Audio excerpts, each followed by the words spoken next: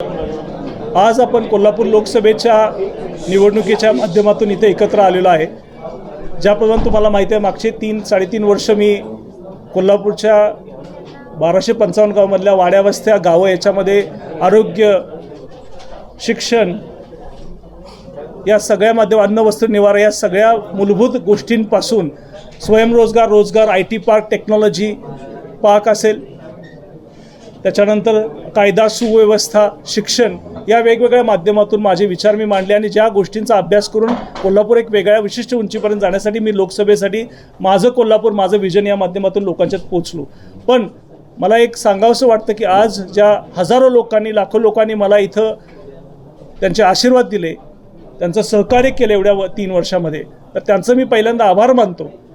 पण त्याबद्दल एक गोष्ट मला सांगावीशी वाटते की जर पक्षाची ताकद या कोल्हापूर लोकसभेच्या माध्यमातून नसेल तर कोल्हापूरच्या लोकांना शेवटपर्यंत पोचणं हे थोडं डिफिकल्ट जातं आणि प्रॅक्टिकलिटी मी ओळखून पक्षाचा माझ्याकडे आत्ता लेवल नसल्यामुळं वैयक्तिक लेवलला लोकांपर्यंत पोचणं शक्य होणार नाही। त्याच्यामुळं मी या कोल्हापूर लोकसभा 2024मधून मी अपक्ष लढवण्याची भूमिका मी थांबवतोय आणि या रिंगणातून मी बाहेर पडण्याचा निर्णय घेतलेला आहे आणि मी माझ्या कार्यकर्त्यांच्यावर बसून एक पुढच्या 10 दिवसामध्ये आम्ही कुणाला पाठिंबा द्यायचा किंवा नाही द्यायचा याचा पूर्ण सारासार विचार करून आमची पुढची भूमिका आम्ही पुन्हा तुमच्या